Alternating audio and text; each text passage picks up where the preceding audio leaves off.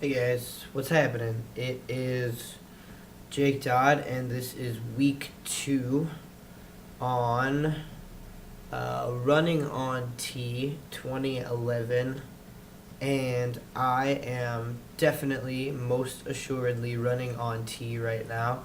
I just did my shot today. I am 6.5 months on testosterone.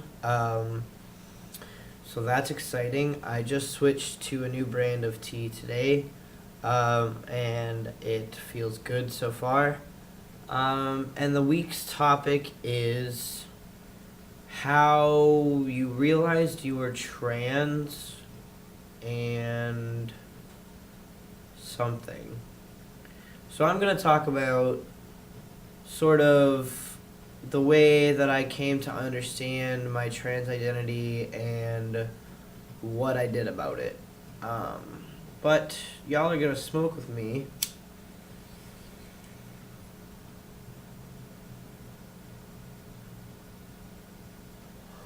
Repping that spade. SRH supporting radical habits. Anyways, I obviously fit into the category of transgender because the category was made up female to male transgender person. So I was born biologically what would be considered female. I am not genetically a man. I am mentally a man. And so therefore I am physically becoming a man. Now, the process and trials and tribulations are a whole nother story, but the way that you come to recognize something such as being transgender is not just a single aha moment. And honestly, I think that there are certain people who are trans physically, as in it is a birth defect, a physical disability, something that should be corrected through medicine. But I also believe that there are people who claim to be transgendered and possibly even go as far as to take the steps of transitioning who should not be doing so, not because they shouldn't be allowed to, because it's a free country, but just because they are not mentally suited to do so.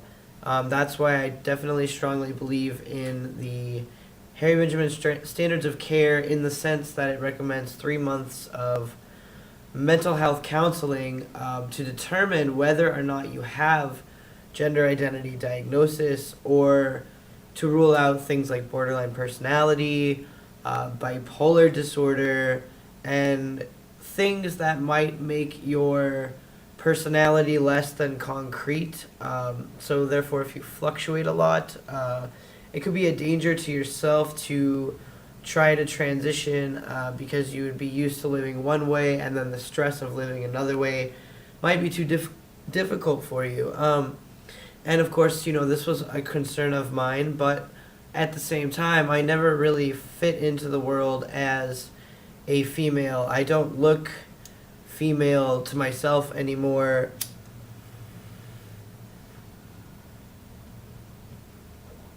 I don't think I ever really did, but a lot of people obviously thought that I did because I didn't used to pass very well. And actually, I recently went to a strip club and found out that the strip club is likely the last place that I will pass.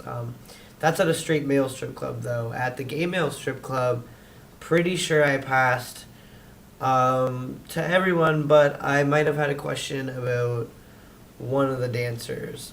He might have been straight and understood that I was born female in some way that I can't really gather. But it's the same way that I know that trans men who have been on testosterone for years and are fully transitioned, or, what have you, I can still tell that they were born female sometimes. But yeah, anyways, so being trans causes a lot of what you have probably heard the term as body dysphoria. Um, I don't have nearly as much body dysphoria as I used to.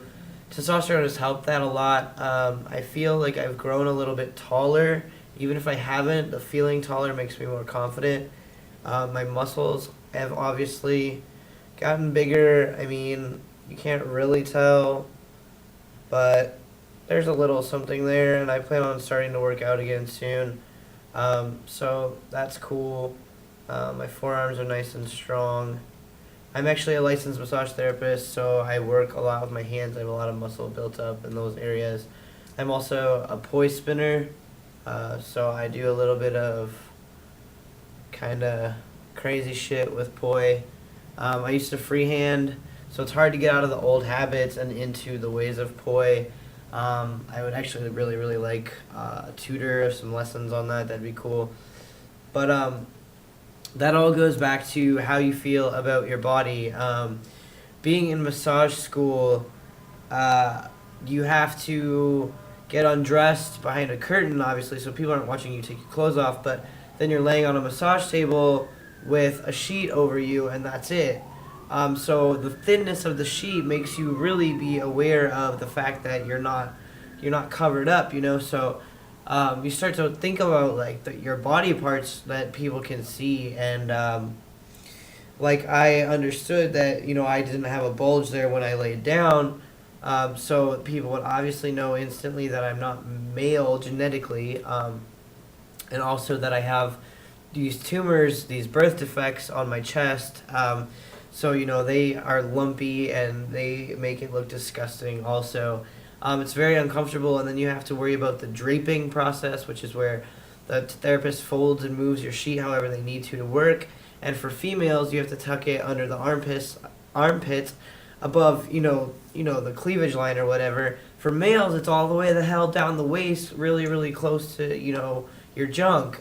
So I don't understand what's the difference. And then if you flip over on your butt, the only thing that has to be covered up is your crack. Otherwise, everything's good. So, I mean, you could use as minimal covering as a towel. Not that we ever did that in class, but just looking at observing other bodies and having my own body awareness, being touched by every other person in the class and feeling their sensation of touch on my body, and then me touching theirs. I mean, because it was only a 10-person class, so everyone eventually worked with everyone else and gave massages to everyone. And it's really good that way because you learn a lot of other techniques and you share a lot as therapists. And I actually, made some pretty good friends out of that program during the time that I was in. But then, anyways, just thinking about my body, knowing things weren't right. Ever since I was little, I peed standing up. I tried to take my shirt off everywhere. I just did all the boy stuff. But what's funny is I used to actually hit on boys. I liked boys before I liked girls. Like I said before, I identify as bisexual now. And I went to a gay male strip club last night, and the night before that I went to a female one. It was funny because I found the female one to be very tacky, but I actually was delightfully turned on by a specific male dancer, and it's funny that they call it dancing because it's not really dancing. It's a whole lot of waving shit around in your face, but maybe it was the fact that they were all the way nude, and the females had something covering their bottom area. The fact that I got more aroused that way, because it's their sexual organs, they're putting it on display. It makes you think about things, but the male strippers you can't touch per se. You have to tip them and put it in their sock, which is cute. They walk around in like these little briefs and these white little athletic socks or whatever, and then they take the briefs off and the only thing they have on is their socks. But anyways, this one guy, the one that I decided that I liked, got up in this little plexiglass box that you can see from all angles, and there's a shower head at the top, and he's completely naked taking a shower or whatever, and I'm just watching him for like, I don't even know how long, 10 minutes maybe or more, And I mean, we had massive eye contact like the whole time, and I was like super, just like trying to keep myself together. But anyways, yeah, it's hard to identify as gay when you're a trans male because I don't know, I don't have a dick attached to my body. So, like, gay men don't consider me as one of them because I'm not somebody that they would necessarily sleep with. I don't know. I mean, correct me if I'm wrong. If you're a gay man and you would go out with someone like me, a trans guy who is completely passable as male, then let me know. I mean, because that would give me some hope. But let's see. Realizing I was trans, what did I do about it? Actually, this time last year is, well, was it this time last year? Yeah, it was when I started like binding, when I started being interested in packing. Um, it's when I socially changed my name. I started going by Noah. Noah Devin Connor was my old name, and I am now Jacob Eden Connor. And a lot of transition has to do with going through a lot of changes with everything. How you look. I mean, right now my face looks totally different than it used to, and in another 6 weeks it'll look completely different again. Your names, just your energy in general is very transient while you're going through transition. Everything's up in the air. Everything is switching from one thing to another, which I think is cool. For the reason why I chose my name, but I know that that's one of our topics for the collab, so I won't say so why yet. But yeah, goes all back to the same thing. It's all connected.